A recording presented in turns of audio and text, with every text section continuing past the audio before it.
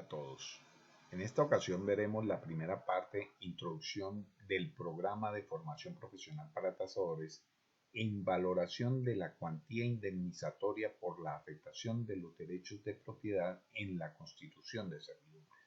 Como reza el título del programa, esta área del ejercicio evaluatorio trata sobre la valoración de derechos de propiedad y para ello se deben tasar no fajas de tierra a valor de mercado o a un porcentaje del valor de mercado, sino las afectaciones causadas en el patrimonio de los titulares del derecho de dominio sobre un bien inmueble cuando por la prohibición de hacer o por la obligación de dejar hacer a terceros deban constituirse sobre un predio restricciones al aprovechamiento del mismo. En estos casos, lo que se debe es estimar la cuantía indemnizatoria a la que tiene derecho el afectado obtener al recibir la imposición de una carga denominada servidumbre y que no es otra cosa que una limitación al ejercicio pleno de su derecho de dominio sobre ese bien. Esta es una especialidad del ejercicio profesional en la que los evaluadores deben adentrarse en el mundo del derecho, específicamente en lo concerniente al derecho civil y al derecho administrativo. Por ello, se debe comenzar por tener claros los conceptos y las leyes que le sean aplicables. Soy Luis Fernando Restrepo Gómez y les voy a acompañar en este proceso de introducirse al mundo de la valoración de la afectación por derechos de propiedad en la constitución de servidumbres.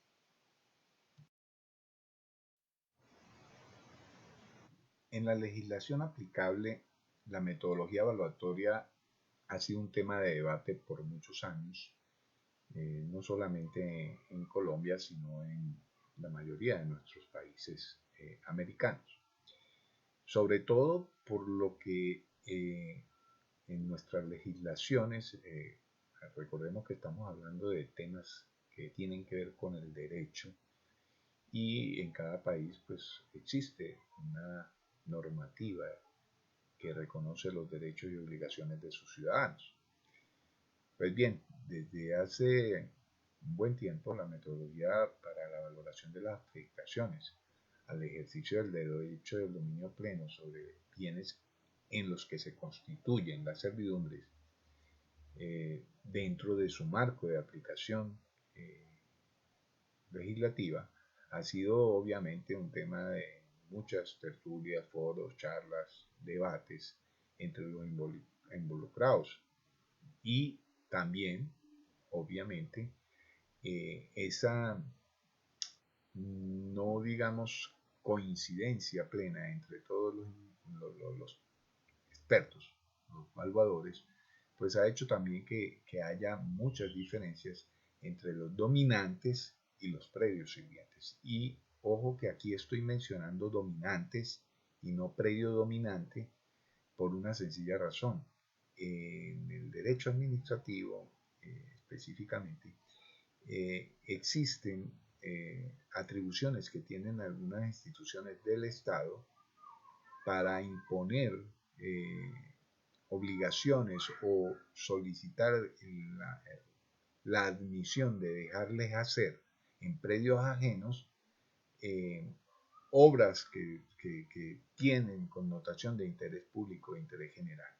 Entonces esos son entes dominantes y no predios dominantes, porque sencillamente la carga implica el dejar hacer o la obligación de hacer para los dominantes, pero no para un predio en especial.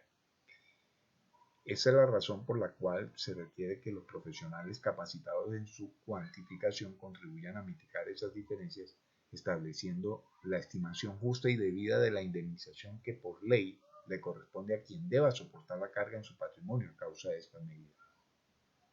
Es allí donde los tasadores estamos involucrados obviamente y en esta parte o área de la actividad en el ejercicio de la profesión evaluatoria, pues somos corresponsables y además en nosotros es delegada la responsabilidad de cuantificar la reparación económica que debe cancelar al titular de los derechos de propiedad afectados, quien causa o impone determinadas restricciones al ejercicio de ese derecho, consagrado obviamente en la Constitución de la Nación y reglamentado seguramente su reconocimiento y sus, digamos, maneras de poderlas reclamar o de deberlas indemnizar, además en los códigos civiles, en los códigos de procedimiento civil, en los códigos de procedimiento administrativo y en Colombia el Código de Procedimiento Civil que fue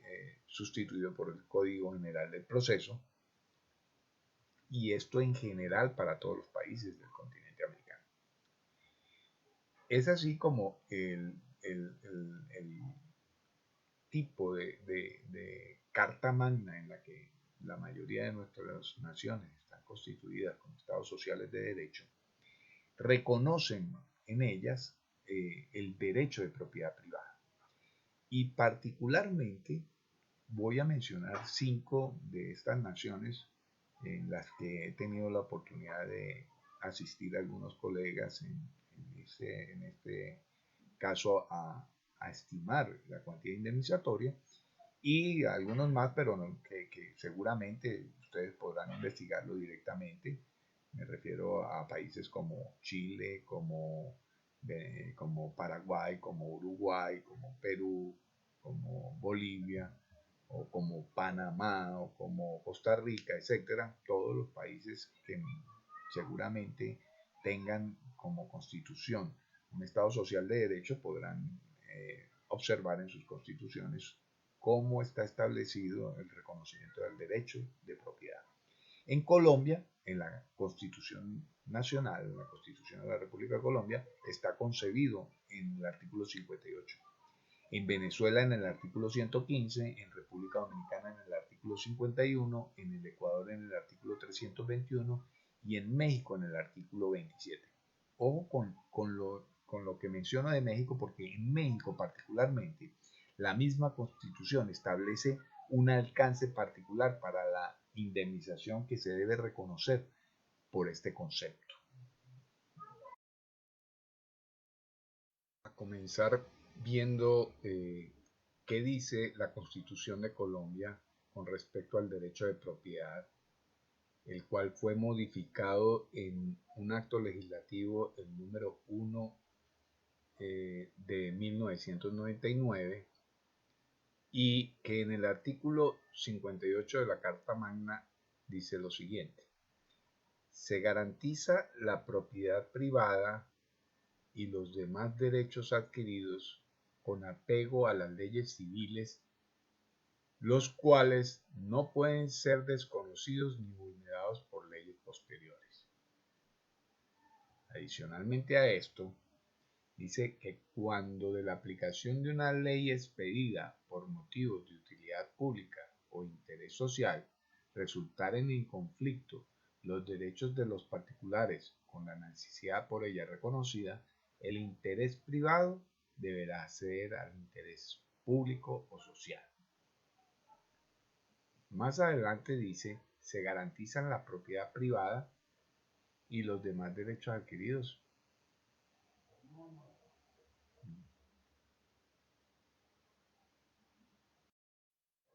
Más adelante dice la Constitución de Colombia en su artículo 58 que la propiedad es una función social que implica obligaciones y como tal le es inherente una función ecológica. Además dice, el Estado protegerá y promoverá las formas asociativas y solidarias de la propiedad. Y dice, por motivos de utilidad pública o de interés social definidos por el legislador, podrá haber expropiación mediante sentencia judicial e indemnización previa. Ojo con este resaltado, es muy importante porque muchas de las ocasiones se ve que las ofertas que se hacen para la indemnización se le ponen arandelas o se le ponen condicionantes que no cumplen o que vulneran realmente ese derecho que está consagrado en la Constitución.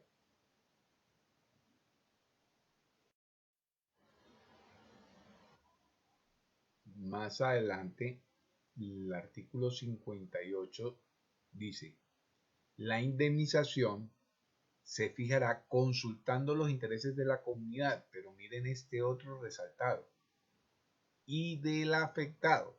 No, entonces generalmente las justificaciones por las cuales se hace la afectación, sea por expropiación parcial o total, o sea por constitución de una servidumbre, en todo caso por la afectación a los derechos de dominio del propietario, resulta que lo justifican diciendo que es de interés general e interés público, lo cual es cierto, eso es correcto. Sin embargo, lo que no se hace es adecuadamente verificar si están siendo y de cuánto significa la afectación de los intereses del afectado.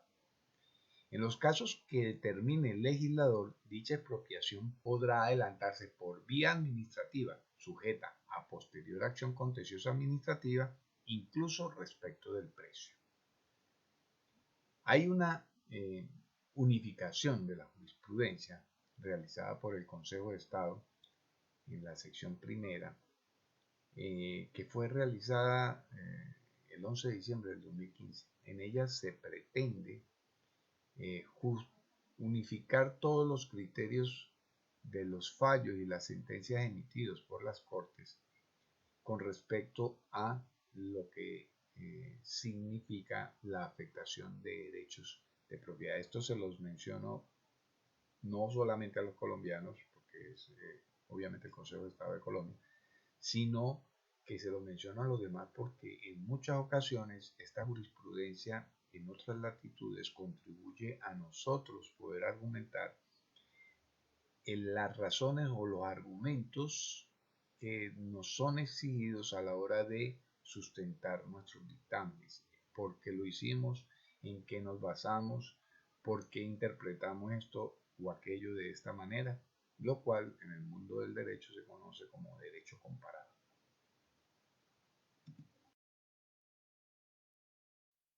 También vamos a ver qué dice la Constitución de Venezuela respecto al derecho de propiedad. Dice en el artículo 115, se garantiza el derecho de propiedad. Toda persona tiene derecho al uso, goce, disfrute y disposición de sus bienes. Dice además que la propiedad estará sometida a las contribuciones, restricciones y obligaciones que establezca la ley con fines de utilidad pública o de interés general. Y solo por causa de utilidad pública o de interés social mediante sentencia firme y pago oportuno de la justa indemnización podrá ser declarada la expropiación de cualquier clase de bienes. Recuerden que cuando hablamos de servidumbres, en realidad estamos hablando de una afectación parcial a derechos. Entonces, la pertinencia de la legislación con respecto a las expropiaciones y a las servidumbres es común, ¿ok? Lo que aplica para una, por analogía, puede aplicar para otra. En todo caso, es por la afectación a los derechos de dominio. ¿Qué dice la Constitución de la República Dominicana? La Constitución de la República Dominicana tiene previsto el respeto al derecho de propiedad en su artículo 51. Y reza lo siguiente: el Estado reconoce y garantiza el derecho de propiedad. La propiedad tiene una función social que implica obligaciones. Vean que todas las legislaciones tienen más o menos el mismo contenido, el respeto a los derechos, pero también hacen énfasis en que hay unas obligaciones para quien posee la titularidad o el derecho de dominio sobre un bien. Toda persona tiene derecho, fíjense lo mismo, goce, disfrute y disposición de sus bienes. Y ninguna persona puede ser privada de su propiedad sino por causa justificada de utilidad pública, nuevamente, o de interés social, previo pago de su justo valor, determinado por un acuerdo entre partes. Aquí somos fundamentales nosotros los evaluadores para poderlo estimar, o en sentencia de tribunal competente, que es quien nos llama en muchas ocasiones como auxiliares de la justicia. Y cuando estamos en los tribunales podemos actuar como peritos de parte, es decir, estableciendo o cuantificando la indemnización debida para un propietario, y eso es como perito de parte, es decir, no somos convocados de oficio por el tribunal, o también podemos ser cumpliendo una función distinta, que es la de auxiliar de la justicia, en la cual de manera temporal pasamos a ser funcionarios del Estado.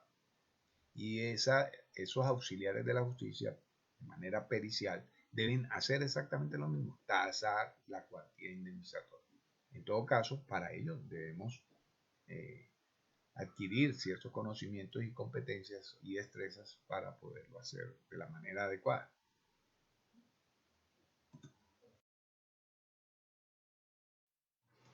Vamos a ver qué dice la Constitución del Ecuador con respecto al derecho de propiedad.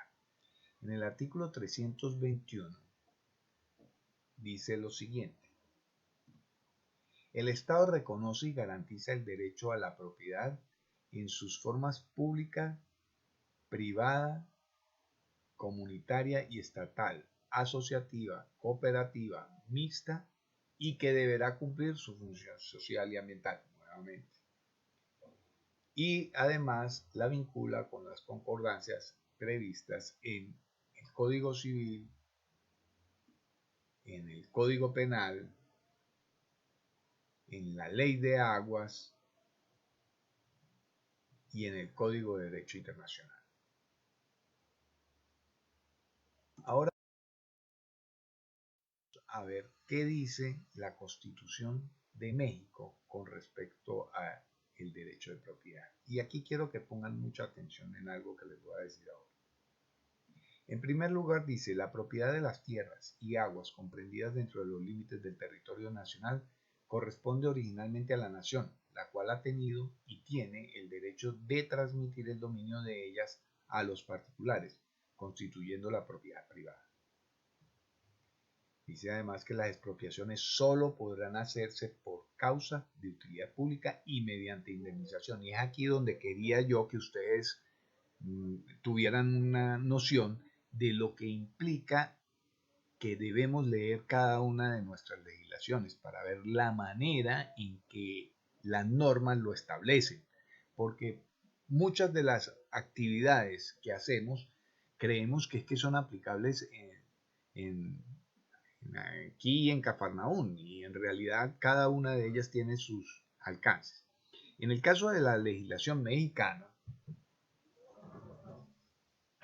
particularmente en el caso de la indemnización, se establece que la cuantía indemnizatoria parte o arranca de la consideración del valor fiscal que se le ha indicado al bien inmueble de manera oficial y por el cual el propietario ha estado pagando el impuesto al predio o el impuesto predial. Es decir, es un índice fiscal que se establece oficialmente allá en la nación. Pero adicionalmente dice que si ese índice fiscal no ha sido nuevamente notificado y durante el proceso de una nueva notificación el propietario le ha incorporado mejoras o adecuaciones o ha invertido y le ha dado mejor o mayor valor al inmueble, eso será también reconocido, esa diferencia o ese mayor valor será reconocido como parte indemnizatoria. Pero recuerden, parte del valor fiscal que le ha sido asignado al bien inmueble por las instituciones seguramente oficiales que allí lo hagan. La nación tendrá en todo el tiempo el derecho de imponer a la propiedad privada las modalidades que dicte el interés público. Es decir, que allá sí puede haber una modificación en cuanto a el reconocimiento del derecho de dominio sobre la propiedad. Por eso les mencionaba, hay que tener clara en cada una de nuestras naciones cuál es el alcance de la legislación aplicable.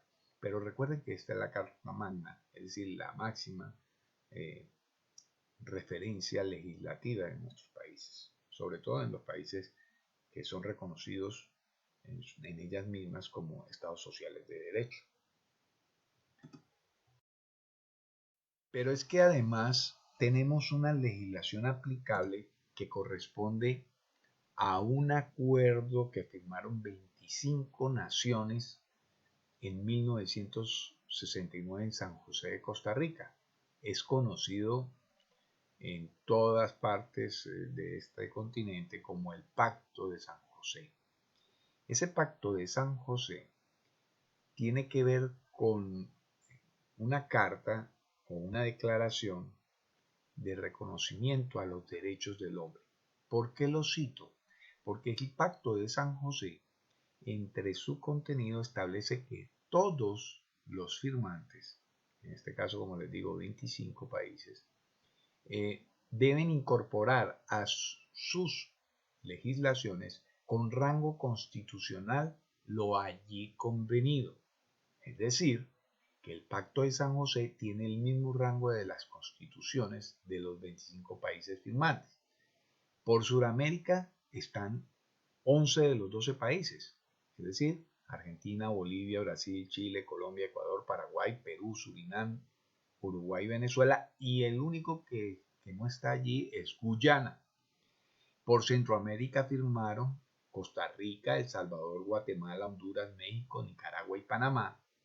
Y por el Caribe firmaron Barbados, Dominica, Grenada, Haití, Jamaica, República Dominicana y Trinidad y Tobago. En todos esos países, lo que les voy a mencionar es de rango constitucional. Es decir, si no está así de claro, allí el solo hecho de haber sido firmantes y ratificado el acuerdo del Pacto de San José, sencillamente tiene esa jerarquía legal.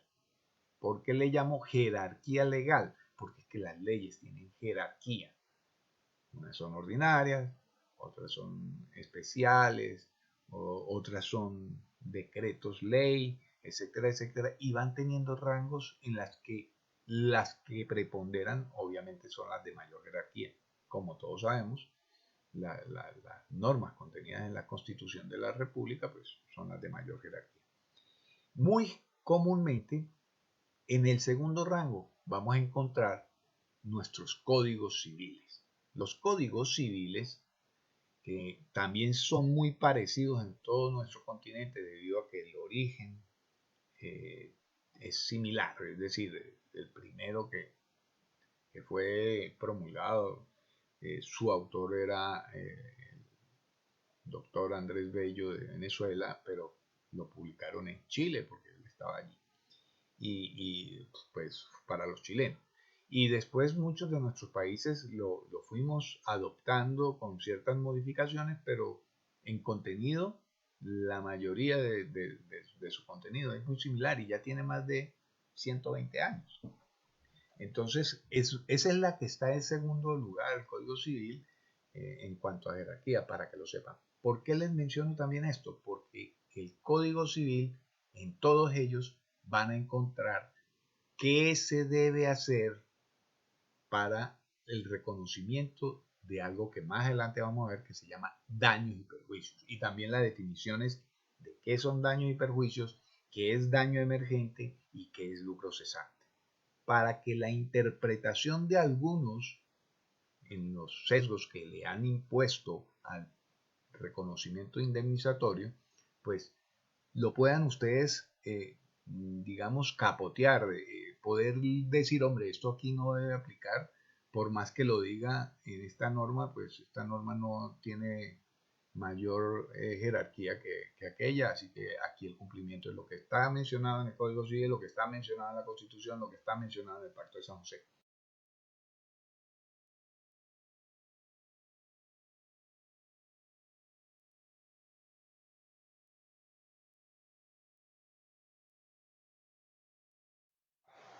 Los mayores usuarios de la legislación que hemos visto eh, generalmente son las empresas prestadoras de servicios públicos, entre ellos las de energía, la de gas, la de acueducto, alcantarillado, etcétera.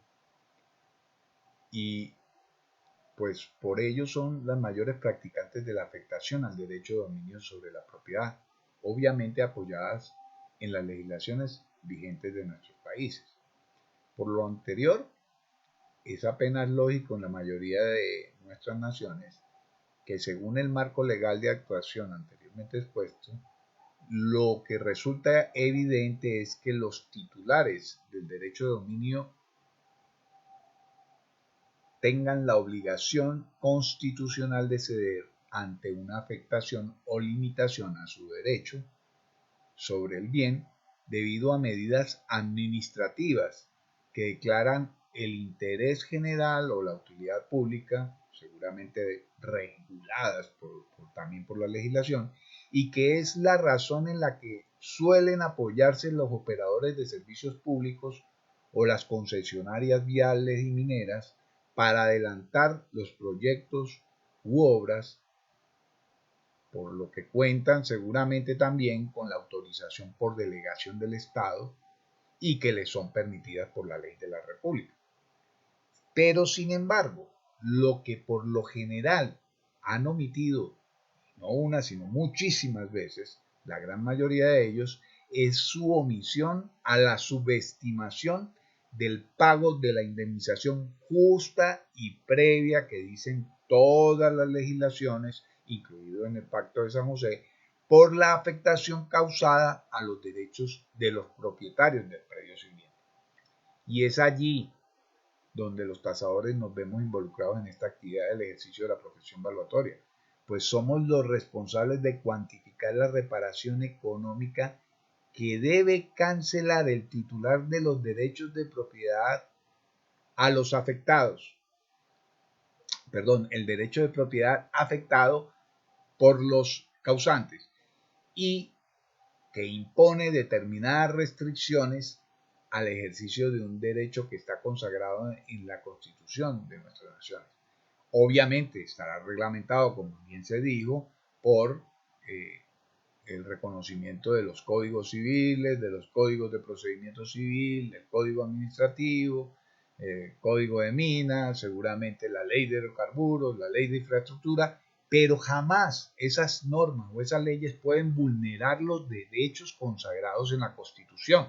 Mucho menos lo pueden ser en todo caso resoluciones, directrices, circulares, etcétera, o decretos emitidos por ministerios y por instituciones que no tienen el rango jerárquico para preponderar sobre lo que está previsto en la Constitución. Ese es allí donde yo siempre discuto en escenarios tribunalicios y afortunadamente logro convencer al juez de que si bien puede que alguna norma, alguna resolución, alguna directriz haya sido oficialmente emitida por una institución, ellas no me permiten a mí como evaluador profesional o no me dan la excusa como evaluador profesional de haber omitido el análisis y el estudio de los derechos realmente afectados y mucho menos dejar de cuantificar su alcance económico. En todo caso, históricamente nuestras legislaciones, por todo lo que hemos mencionado, han acumulado carencias en cuanto al examen adecuado de los derechos de propiedad realmente afectados, conduciendo en consecuencia a una estimación de la cuantía justa de esa indemnización de una manera errada, que debería obviamente haber sido o ser percibida por el titular de los derechos sobre el predio, porque éste se está viendo forzado u obligado constitucionalmente a soportar las cargas que legalmente le son impuestas, pero que también legalmente tiene derecho a que le sea indemnizada esas afectaciones por la constitución de una servidumbre o por la adquisición forzosa, parcial o total de un derecho de dominio sobre un bien.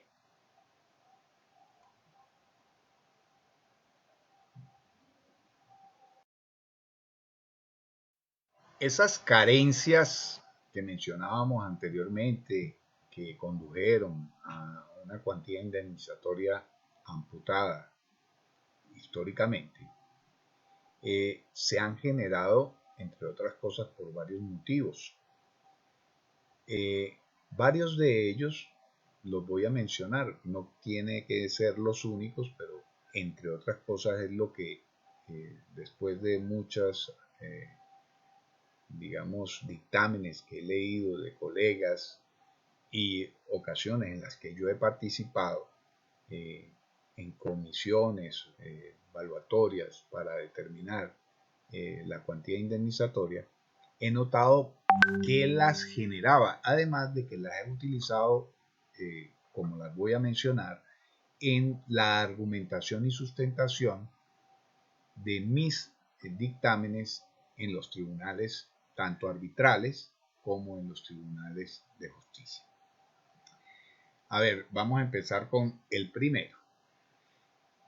Una de las cosas que seguramente ustedes en sus países y nosotros en el nuestro hemos tenido como parte de los mayores causantes de estas indemnizaciones amputadas son la promulgación de resoluciones y decretos ministeriales que de una manera sesgada inducen a los valuadores a ignorar y a omitir la estimación de la cuantía indemnizatoria justa por esas afectaciones que se van a configurar o se configuraron al imponer las medidas que restringían o restringen el ejercicio pleno del derecho de dominio sobre sus bienes a todos los propietarios.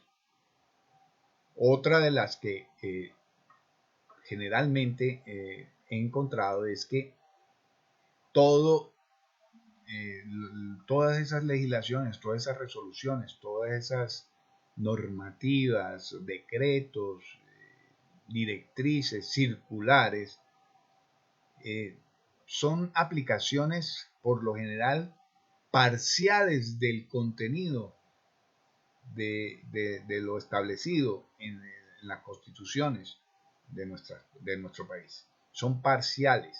¿Por qué? Porque sencillamente hablan de las obligaciones a que tienen que ceder, por las que tienen que ceder los propietarios, pero olvidan los derechos que tienen ellos de recibir o percibir una indemnización justa y previa de, del dinero que les resarza económicamente esa afectación. Entonces, esa aplicación parcial de esas normas en nuestras legislaciones, que son generalmente diseñadas a conveniencia por entes dominantes, voy a hablar específicamente del caso colombiano.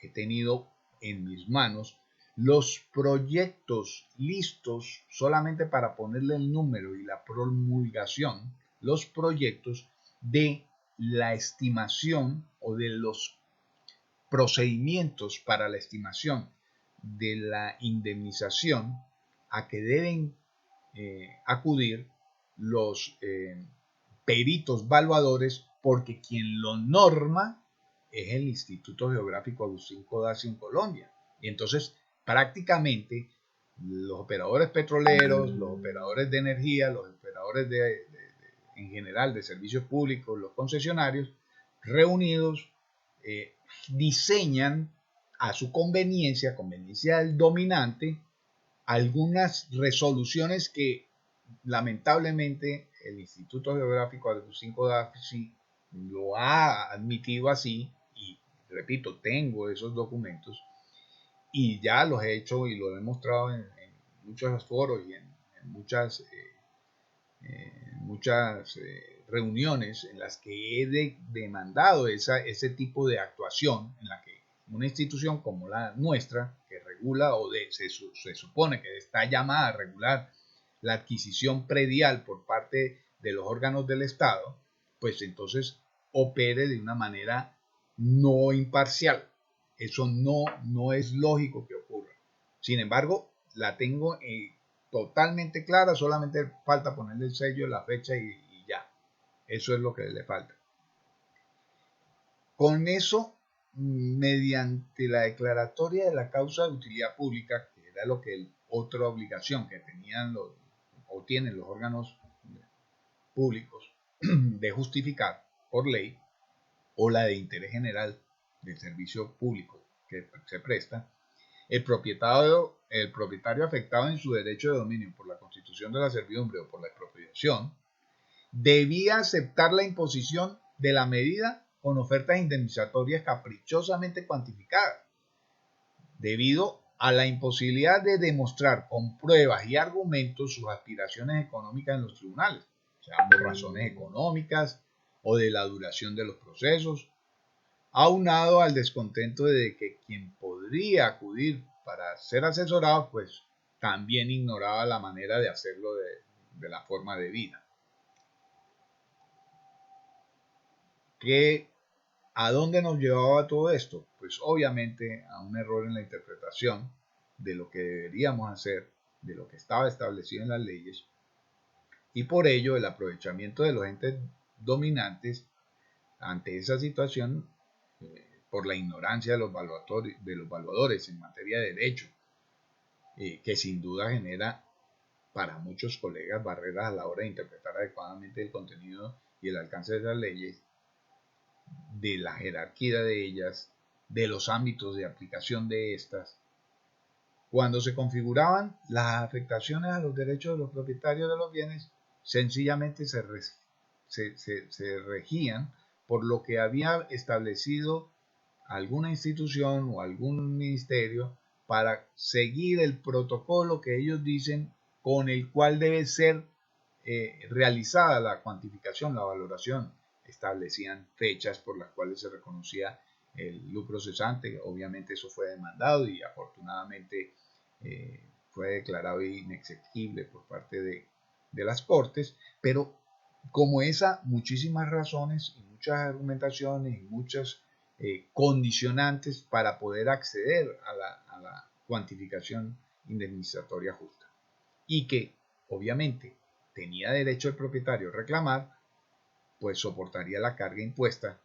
Y en esos escenarios, las probabilidades de éxito de que se pudiera estimar el menoscabo patrimonial para ellos a causa de la medida era muy insignificante. Es decir, pues poco o ninguno de ellos estaba dispuesto a durar en un proceso que generalmente lleva años, en Colombia al menos, un proceso de abogados en los que también tiene que desembolsar dinero, de peritos en los que tiene que desembolsar dinero, etcétera. Se veían realmente coaccionados a recibir la oferta, aunque no estuvieran de acuerdo con ella.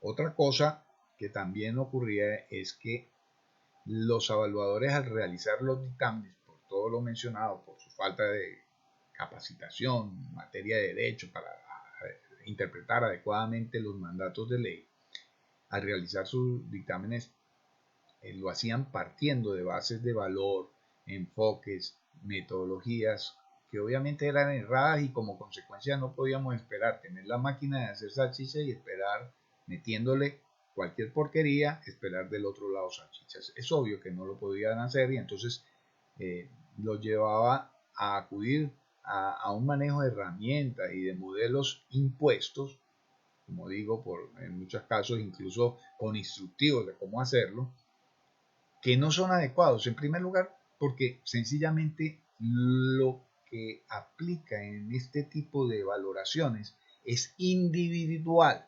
La afectación que le causa un tendido eléctrico o un electroducto o una servidumbre de energía a un predio no tiene por qué ser igual a la que se le genera al predio vecino. Y es muy habitual ver que parten de afectaciones supuestamente de valores de mercado, cuando es ilógico que por definición se hable de valor de mercado para una faja de tierra. Se habla de valor de mercado para una faja de tierra, cuando entonces usted debería haber conseguido como datos muestrales o comparables o similares otras fajas de tierra, pero que hubiesen estado exentas de una negociación obligatoria, porque por definición ni puede estar obligado el comprador a, a comprar ni el vendedor a vender. Entonces, esas fajas de tierra para conseguirlas de un ancho, por ejemplo, en los electroductos de 30 metros de la zona de seguridad, que es lo que habitualmente se ha venido estableciendo históricamente.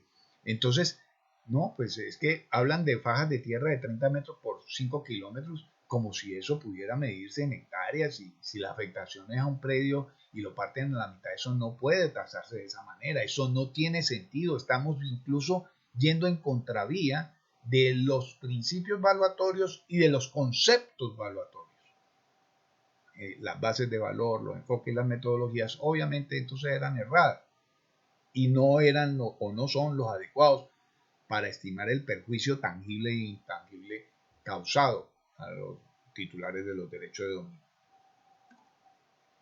Pero por si lo anterior no fuera suficiente para tener problemas en por qué esta, digamos, práctica errada de tasar estos intangibles especiales, no ha tenido mayor difusión, mayor penetración y mayor receptividad por parte de los colegas, es que obviamente hay una resistencia al cambio de muchos colegas que están acostumbrados a realizar las valoraciones de una manera en las que les fue enseñado y que fue incluso admitida por décadas de una manera general en muchos países, en congresos de evaluadores, etcétera, etcétera, pero que se debe recordar que eso era lo que había para aquel entonces.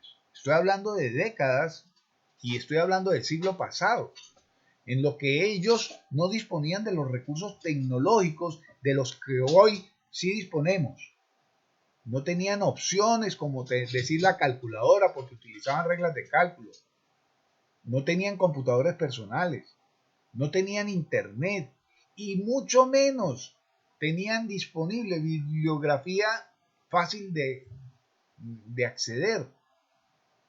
No tenían el Google para buscar un término. No tenían blogs. No tenían los webinars que hoy tenemos. No tenían muchísimas cosas. Pero lo que hoy no se justifica es que hoy teniendo todo eso, entonces queramos seguir haciéndolo porque nos conviene más, porque trabajamos menos o porque sencillamente siempre lo hemos hecho así, lo sigamos haciendo como se hacía. A esto obviamente se le suma, como lo estoy diciendo, algo común en todo este tipo de procesos que cambian paradigmas, como es el de mantenerse en la zona de confort, porque se han hecho inversiones en capacitación de los colaboradores o de las propias, o en el desarrollo de hojas de cálculo que nos permitían hacer cálculos muy rápidamente, pero que no tienen nada que ver con la manera como debemos tasar. Estos bienes inmuebles es obvio que no los podemos tasar de esa manera, y parte de nuestro problema es que, como lo dice la caricatura que está allí, sencillamente la carga de la prueba en estos procesos, cuando el propietario quiere hacer su reclamo ante los tribunales de justicia o ante las autoridades, o incluso en la negociación voluntaria o la negociación voluntaria o la negociación directa entre cliente y afectador o el operador petrolero, resulta que si usted no puede probar lo contrario, entonces es verdad, porque la carga de la prueba está invertida. Así lo establece incluso nuestro Código General de Proceso. Si yo quiero hacer un reclamo de unos daños y unos perjuicios que me están siendo causados, yo debo probarlos. Yo debo probar tanto el lucro como el daño, el lucro cesante y el daño emergente, en sus concepciones, tanto futura como consolidada, es decir, ocurrida. Y debe, en el caso del daño emergente, asignársele algo muy, muy particular, y es que debe ser cierta. Y esa palabra cierta es que haya ocurrido o que sea inminente su ocurrencia sin elusión alguna, es decir, sin la posibilidad de que deje de ocurrir. Pongamos un ejemplo. Una de estas situaciones es cuando un accidente vehicular le genera a usted un problema de salud, usted saca, paga al médico y todo eso va a tener su factura. Ese es un daño emergente consolidado que usted va a poder probar. Pero el daño futuro es que usted va a tener unas terapias, va a tener seguramente unas restricciones de capacidad laboral porque le quedó una afectación o en una mano, en un ojo o en la columna, y va a tener una disminución de su capacidad laboral. Y entonces va a tener también afectaciones.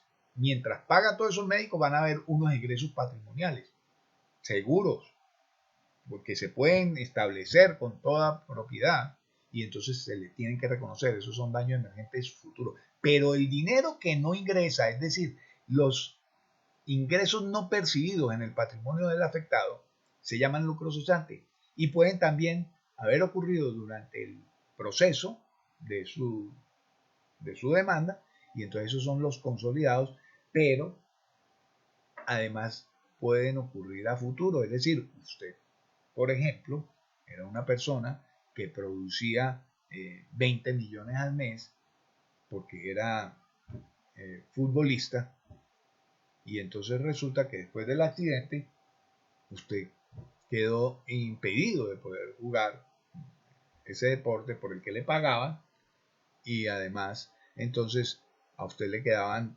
15 años más de posibilidades de tenía apenas 22 años y en 14, 15 años podría haber ejercido la profesión de una manera adecuada. También hay estadísticas para eso. Entonces, a ese tipo de lucro cesante y todas esas cosas, lo que le exigen las leyes y la jurisprudencia no es la certeza, porque nadie es pitonizo para adivinarlo. Lo que sí se le exige es que haya una probabilidad objetiva de ocurrencia. Y esa probabilidad objetiva de ocurrencia también la utilizaron muchísimo los abogados para llamarlas meras expectativas. Y con eso entonces los jueces, sin conseguir del otro lado a alguien que le cambiara la idea, entonces decía, bueno, sí, y están prohibidas las expectativas en la ley.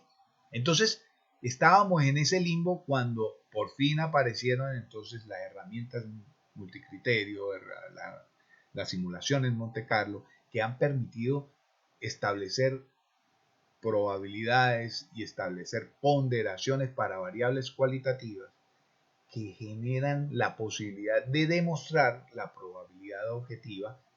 Debo decirles que en mis investigaciones he logrado, con muchos encuestados, encontrar el rango en el cual una probabilidad se puede considerar objetiva. Esa probabilidad está en el orden, para su conocimiento, aunque ustedes deberán hacerlo en su momento para cada uno de los casos en los que estén analizando, pero en la mayoría de los míos se ha movido entre el 80% de probabilidad de ocurrencia y el 89% de probabilidad de ocurrencia.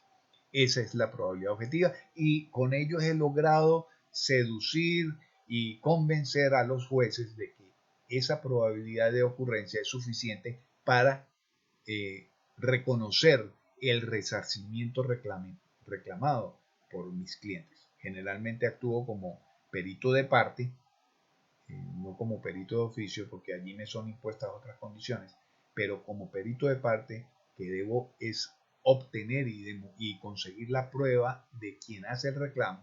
Entonces, lo he tenido y lo he hecho con mucho éxito. Así que todas esas herramientas vamos a tener que incorporarlas a nuestro ejercicio profesional.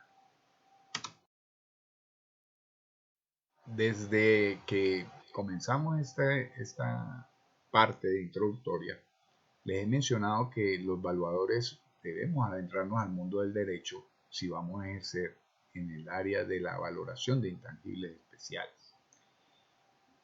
Y entonces debemos empezar por tener claro y definir el derecho de propiedad. En nuestra legislación y en la mayoría de las legislaciones del mundo, la propiedad la reconoce como la conjunción de tres derechos, a saber, el derecho de uso, el derecho de goce y la libre disposición. ¿Qué es el derecho de uso? El derecho de uso es un derecho real que permite a un individuo tener y utilizar un bien del cual no es propietario legalmente. ¿Y qué es el derecho de goce? Es otro derecho real que permite disfrutar los bienes ajenos con la obligación de conservar su forma y su sustancia aún después de haberlo poseído.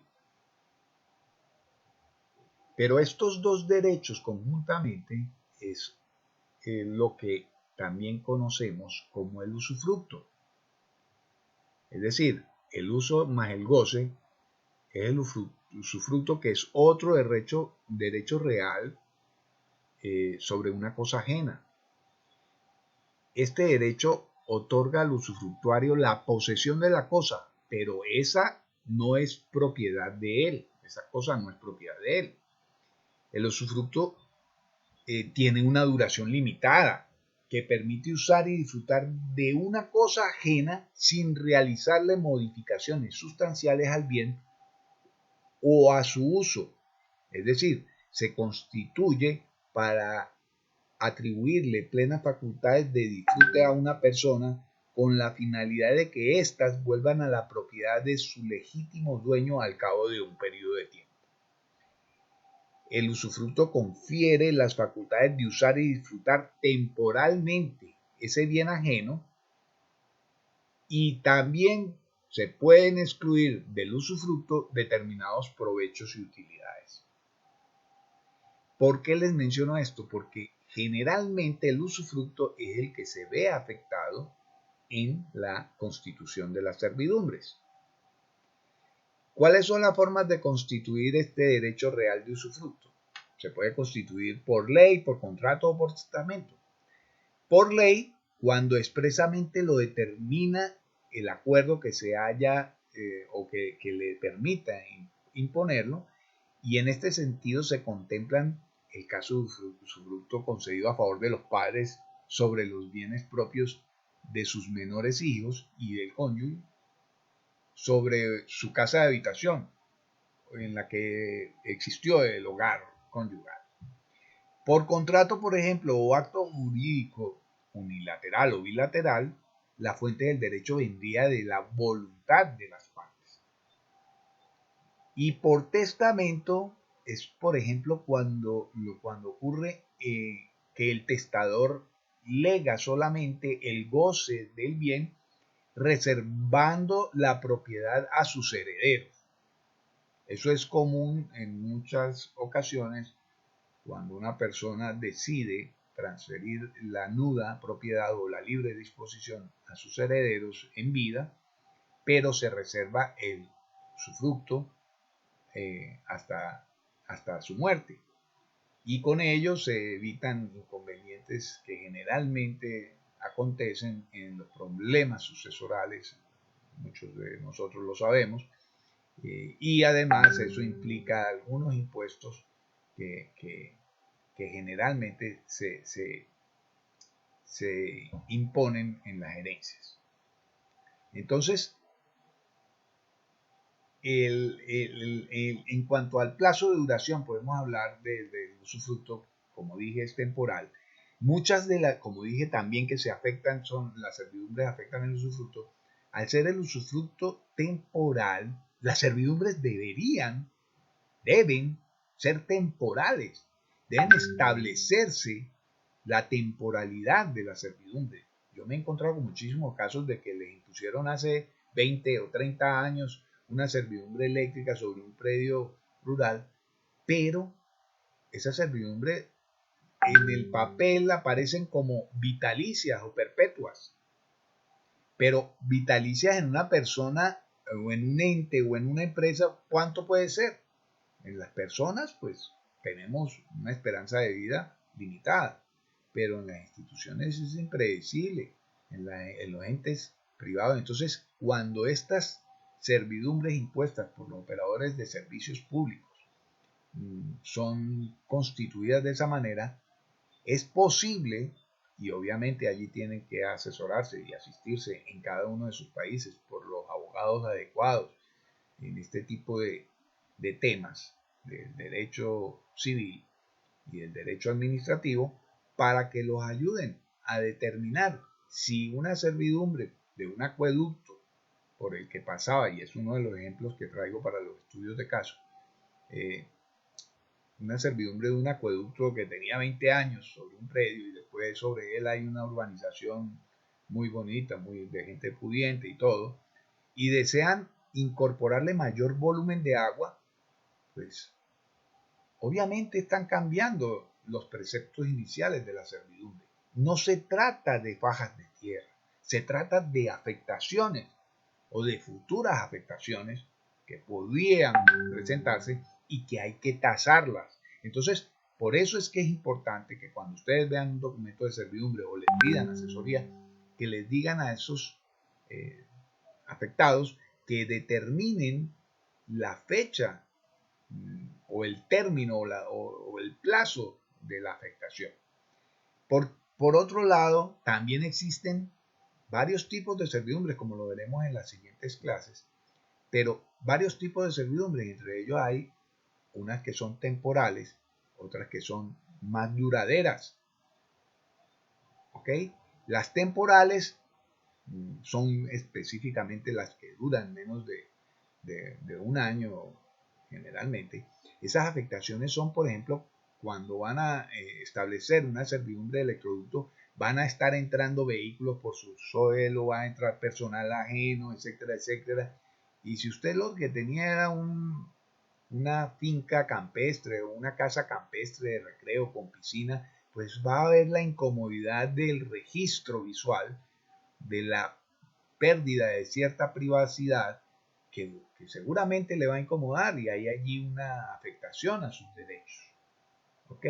Entonces, esto es muy delicado, hay que tener mucha claridad en cómo debemos considerar las afectaciones al momento en que vayamos a tasar. Y como repito, no son necesariamente iguales las de un predio vecino a las que le generan a usted. Entonces, esto también es individualizado, no puede ser masivo. Las afectaciones no pueden tasarse de esa manera. Entonces, esa práctica de utilizar valores de zonas geoeconómicas similares para establecer un posible valor de la tierra y determinar cuál es la cuantía indemnizatoria que van a recibir como oferta los afectados, es una práctica que hay que determinarle o decirle o recordarle a los operadores que no deben seguir practicando.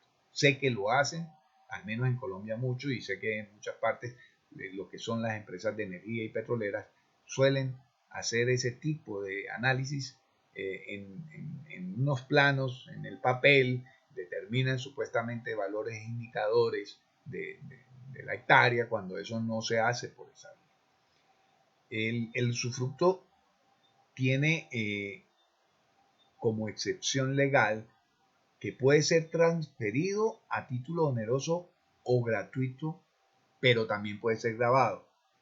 Sin embargo, nunca debe ser faltándole a la obligación de respetar su duración y cuando no haya una prohibición expresa para ello.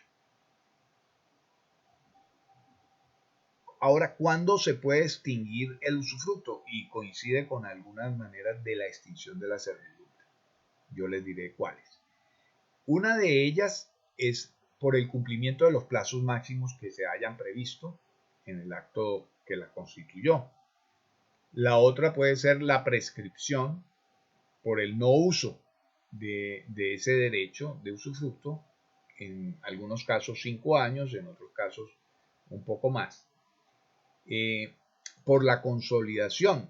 ¿Y qué es la consolidación? Pues que resulta que el usufructuario, usted tenía en alquiler una propiedad, una vivienda, y la compró. Entonces se consolidaron el uso y el goce y la nuda propiedad. Entonces desaparece el usufructo como único derecho, sino que ahora usted es titular del derecho pleno de dominio. Por la muerte o renuncia del usufructuario también puede darse por la destrucción o pérdida total del bien, o porque sencillamente usted al haber arrendado un bien, ve que el usufructuario ha abusado de su derecho, lo ha enajenado, lo ha deteriorado. Por ejemplo, enajenado me refiero a que lo ha vendido ilegalmente o que incluso puede haberlo subarrendado sin su permiso, o ha deteriorado los bienes dejándolos perecer por falta de reparaciones ordinarias que le corresponden. Entonces usted puede acudir ante un juez para que declare su extinción. ¿Cuál es el último derecho de los tres derechos reales, el último derecho real que constituye? En Colombia hemos tenido algunos avances legislativos a causa, obviamente, de las muchas demandas que este tipo de práctica evaluatoria ha conllevado. O sea, si bien la gran mayoría de los afectados terminan admitiendo las ofertas que les realizan, muchos otros que han tenido la paciencia, digamos, la fortaleza económica para adentrarse en reclamos a la indemnización que les ha sido ofrecida, y en vista de que la jurisprudencia fue acumulando suficientes razones para determinar que algunas normas estaban siendo aplicadas de manera incorrecta, entonces se han avanzado en algunas leyes, en Colombia al menos. Por ejemplo, podemos hablar de la ley de hidrocarburos, que en mi criterio fue una de las pioneras en reconocer todas esas falencias que se estaban cometiendo o se estaban adelantando en la valoración de estos intangibles especiales. Precisamente la ley de hidrocarburos, que fue promulgada en el año 2009 con el número 1274, estableció en su artículo 5, específicamente en el numeral 5, que el perito deberá rendir el dictamen pericial dentro de un término especial, 15 días hábiles contados a partir de la posesión como perito. Y para los efectos del avalúo, el perito tendrá en cuenta las condiciones objetivas de la afectación que se puedan presentar, de las afectaciones que se puedan presentar, de acuerdo con el impacto que la servidumbre genere sobre el predio, atendiendo la indemnización integral de todos los daños y perjuicios. Eso es textual. Sin embargo, eso no obsta a que no exista perjuicio alguno de reclamaciones posteriores que puedan presentar el propietario, poseedor u ocupante de los predios afectados por daños ocasionados a los mismos durante el ejercicio de las servidumbres. Esto es importante y fue un avance muy importante en este tipo de valoraciones, porque ya cuando se habla de una indemnización integral y cuando dentro de esa ley se establece qué es la indemnización integral y a qué se refiere, es precisamente a considerar tanto el lucro cesante como el daño emergente, aunque existen todavía algunos, digamos, malas interpretaciones con respecto al concepto del daño emergente, porque establecen, entre otras, en la misma narrativa, que se considerará, aparte del valor del predio afectado, las afectaciones por daño emergente y lucro cesante. Pero es que la afectación patrimonial, el predio es un patrimonio del afectado. Y cuando tiene una minusvalía a causa de la imposición de una servidumbre, pues eso es una afectación en su patrimonio. Y entonces, si es una afectación en su patrimonio, significa un demérito o un menor valor patrimonial, es un egreso patrimonial. Y como es un egreso patrimonial, Entonces, ahí está el daño emergente. No tienen que decirle, mire, valore el suelo. No, no, no, señor. Calcúleme, estímeme, obténgame, dictamíneme el daño emergente y el lucro cesante. Eso es lo que debería haber dicho. Pero bueno, fue un avance fabuloso. Sin embargo, aún muchos colegas, entonces todavía en esa interpretación, y obviamente por la norma, repito, porque la norma también fue, o la ley también careció de esa claridad. Y entonces se estableció que aparte, como si fueran cosas aparte, que sea aparte de la valoración del terreno, de las mejoras constructivas, de las mejoras vegetales, se valorará el lucro cesante del año emergente. Eso es parte precisamente de lo que me he propuesto aclarar en todas las charlas y en todos los foros a los que asisto cuando la charla corresponde a la valoración de daños y perjuicios. Sin embargo, persiste el desconocimiento de muchos tasadores respecto al íntegro procedimiento para la estimación del valor de la indemnización previa y justa, y además la ignorancia respecto a los derechos que le asisten a los propietarios de los predios afectados, exagerando y acentuando por el abuso de una mayoría significativa de los responsables en adelantar la gestión predial de los operadores de servicio público, es que se hace impostergable la capacitación en materia de valoración con fines expropiatorios y de servidumbres en nuestros países, porque esa ignorancia de los procedimientos adecuados se convierten en una violación de derechos a los propietarios por omisión o por desconocimiento de los adecuados procedimientos para estimar la cuantía indemnizatoria que, como dice la Constitución, debe ser previa y justa. Otro avance legislativo importante ocurrió 4 años después de la ley de hidrocarburos y vino, digamos, como respuesta a una política gubernamental intensa de realización de vías en el país.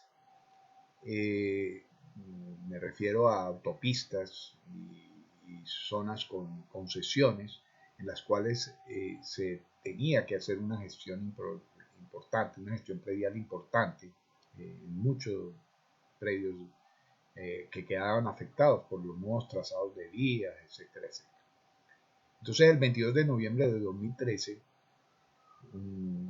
con el número 1682 en Colombia, también fue promulgada una ley que se conoce como la ley de la infraestructura y que, al igual que la 1274 del 2009 de hidrocarburos, impone una vez más a la obligación que tienen los peritos de estimar no solamente el valor comercial de la afectación, pues ya se reconoce que el particular también sufre daños adicionales a la pérdida patrimonial de los derechos sobre el inmueble y, en consecuencia, el cálculo del resarcimiento que deba recibir el particular no se limita solamente a considerar el valor comercial o de mercado de una faja de tierra del bien, sino que debe considerar los daños y perjuicios imputables de manera directa o indirecta causados por la afectación. En virtud de eso, es que, repito, los gremios que nos agrupan se deben hacer muchísimos esfuerzos para fomentar y motivar la capacitación de los afiliados que procuren manifestarse sobre la cuantía indemnizatoria por la afectación de los derechos de propiedad al constituirse las servidumbres o al adelantarse la gestión predial con fines expropiatorios, ya que, sin estárnoslo proponiendo, hemos acumulado parte de esa culpa al actuar con desdén en el ejercicio de nuestra profesión, conllevando a que nuestros dictámenes pudieran estar generando un daño patrimonial. Y ojo con eso, porque en nuestro país, con lo de la ley del 1673, que del ejercicio profesional, pues nosotros somos responsables civil y penalmente por esos daños. O sea, ojalá no nos veamos involucrados en ese tipo de situaciones, pero en ocasiones, al hacerlo de manera indebida, estamos subestimando la cuantía indemnizatoria, le estamos causando un daño patrimonial a los particulares, y en otras ocasiones pudiera ser que esa manera indebida de haberlo realizado, el daño se lo estuviésemos causando a las concesionarias viales o a las prestadoras de servicios públicos por una sobreestimación de las afectaciones causadas. Entonces hay que tener mucho cuidado y hay que formarse mucho en esta área. Ahora, no es que no nos vayamos a equivocar. No estoy diciendo que es que no tengamos que ser perfectos. En materia de tasaciones nadie tiene verdades absolutas o reveladas, aunque algunos digan que ellos son los que tienen la verdad, pues porque se los van a conseguir seguramente. Y mucho menos existen en particular en los intangibles empresariales, no existen recetas, porque como les dije, los derechos son distintos, incluso siendo vecinos, los derechos afectados. Entonces, no existen recetas, ni esperen, ay, que me pases a ver cómo puedo, un modelo para yo hacer esta cosa o aquella, que también es muy frecuente y muy recurrente de algunos colegas. Entonces, no existen recetas especiales que puedan conducir a dictámenes sin cometer errores, comisiones que pudieran generarnos problemas futuros. Lo que sí es cierto es que desde esos gremios debemos implementar a la brevedad posible capacitaciones que nos permitan mitigar y disminuir ostensiblemente la manera inapropiada con la que veníamos dictaminando la indemnización tanto de los particulares como de lo que se obligaban los entes dominantes al efectuar la tarea de gestión predial o de constitución de servidumbres por parte del Estado. Entonces, es muy importante que esto quede en la mente de quienes escuchen, vean este video y que tengan funciones directivas en los gremios, que motiven a los colegas que desean ejercer en esta área de la valoración, que se ilustren, que se nutran, que lean mucho, que se asesoren por muchos de colegas, que tenemos muchos colegas abogados que también son tasadores, y que generemos quizás una vertiente mucho más nutrida de profesionales dedicados a la valoración de los intangibles especiales.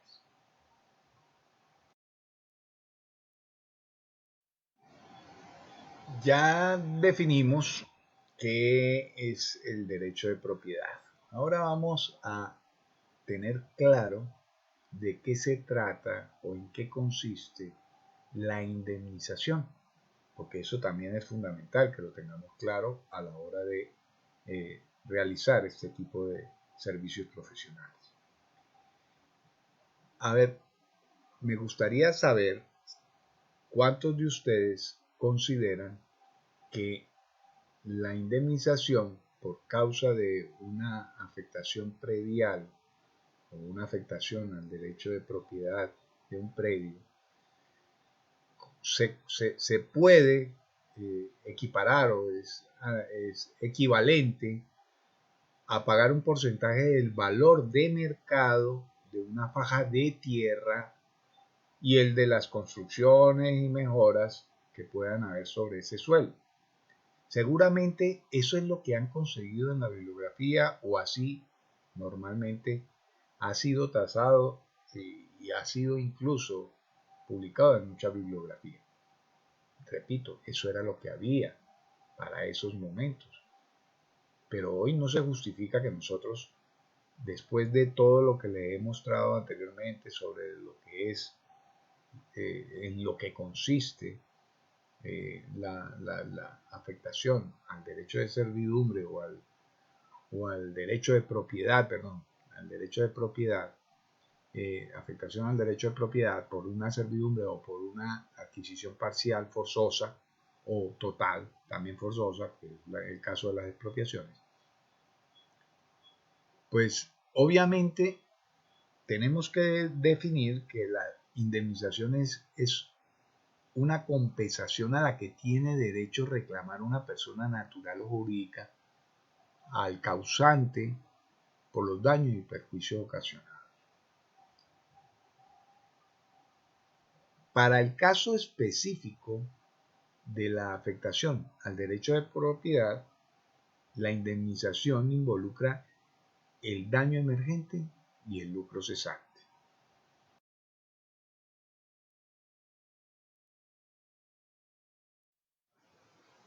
Recordemos algo, por lo menos los colombianos, que tenemos una ley del ejercicio evaluatorio y todos los países deberían ir hacia allá porque esto ya es una profesión que en muchos países se le exige que a quien ejerce esta actividad tiene que ya tener un título profesional, no técnico, sino profesional. Y afortunadamente nosotros, y me siento orgulloso de haber pertenecido a la comisión o al comité que hizo la redacción, tuve el honor y el orgullo de ser corredactor de la ley. Participé activamente con muchos prestigiosos colegas de aquí de Colombia.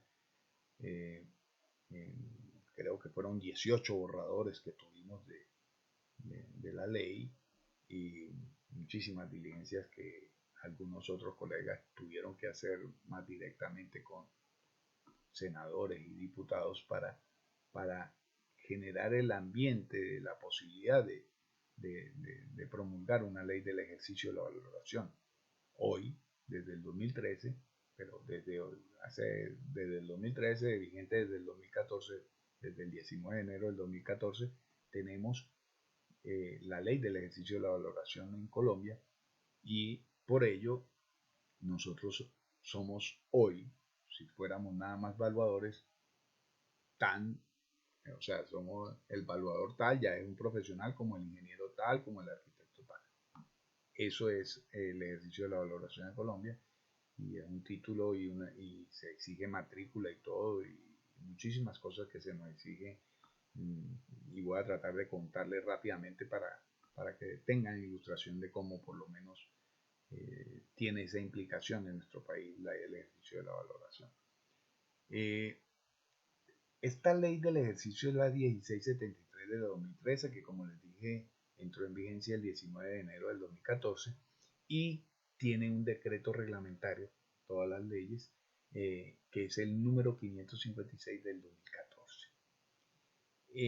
Ahora, quienes estimamos dictámenes evaluatorios en el país, debemos disponer de cualidades, capacitación y destrezas certificadas y probadas ante una entidad reconocida de autorregulación, las que llamamos ERA por sus siglas, y que estas ERAs, a través de la Superintendencia de Industria y Comercio, en una unidad que se llama el Registro Abierto de Evaluadores, nos inscribe, nos registra allí, mientras esa entidad reconocida de autorregulación valide nuestros datos. Es decir, lo tenemos que hacer con la frecuencia que cada una de las categorías exija.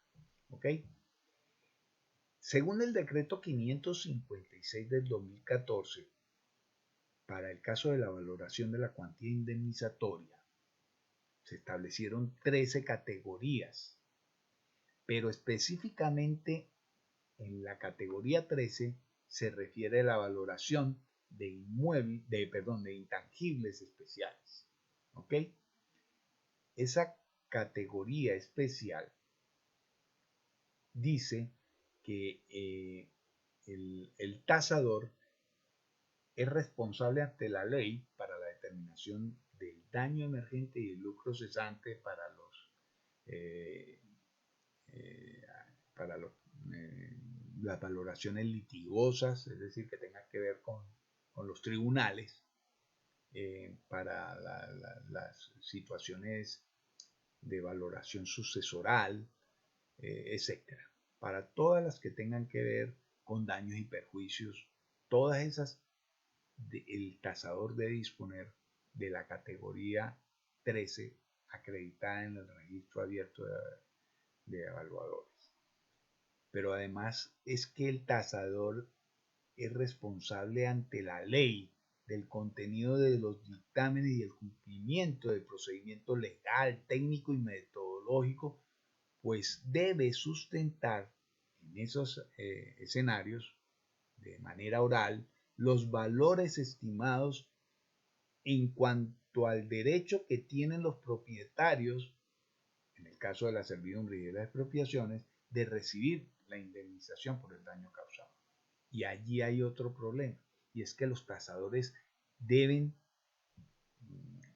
quienes se quieran desempeñar en esta área que tiene mucha connotación legal, deben saberse defender oralmente en tribunales, tener dominio escénico, o sea, nada de miedo escénico, tener buena oralidad, saber expresar de manera clara las ideas, las partes técnicas, saberlas, ilustrar a quienes no tienen nada que saber de esto. Por ejemplo, los jueces no tienen por qué saber de valoración, ni de estadística, ni de nada, sino que debe usted tener en su informe, en su dictamen, todo el contenido que le haga fácil a ellos comprender todo lo que usted hizo para llegar a los resultados de su dictamen. Entonces, esa ley a nosotros nos ha facilitado mucho el cumplimiento de las actividades. Sin embargo, hoy por hoy muchos colegas asumen que el hecho de tener la certificación o la credencial o la acreditación o la matrícula como tasador de inmuebles urbanos los habilita para tasar intangibles especiales y tasar servidumbre o tasar expropiaciones. Eso no les es permitido. Y aún más, a algunos que dicen que son tasadores de inmuebles urbanos y también lo son de rurales, dicen, ah, no, pero es que yo tengo inmuebles rurales también. No, señor. Para poseer la categoría 13, se requiere que usted tenga la acreditación en la valoración de intangibles especiales y revise el contenido de qué es lo que requiere esa categoría.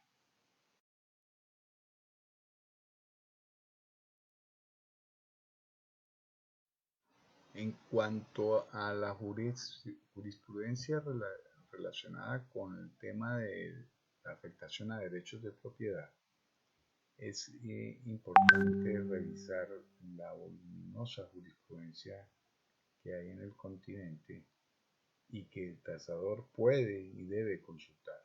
Por ejemplo, en Colombia, en la sentencia de fecha de 16 de febrero del 2012 de la Sala Contencioso Administrativa, sección primera, en la que se dice que el propietario no debe asumir a título personal un detrimento en su patrimonio como consecuencia de una expropiación, en un caso cuyos actores fueron el Ministerio de la Defensa Nacional y la Universidad Militar Nueva Granada contra la IDU de Bogotá, y cuya consejera ponente fue María Claudia Rojas Lazo, donde dice exactamente, entre otras cosas, lo siguiente, palabras más, palabras menos, dice que el hecho de que en los casos de afectación a los derechos de propiedad de los particulares, ya sean por constitución de servidumbres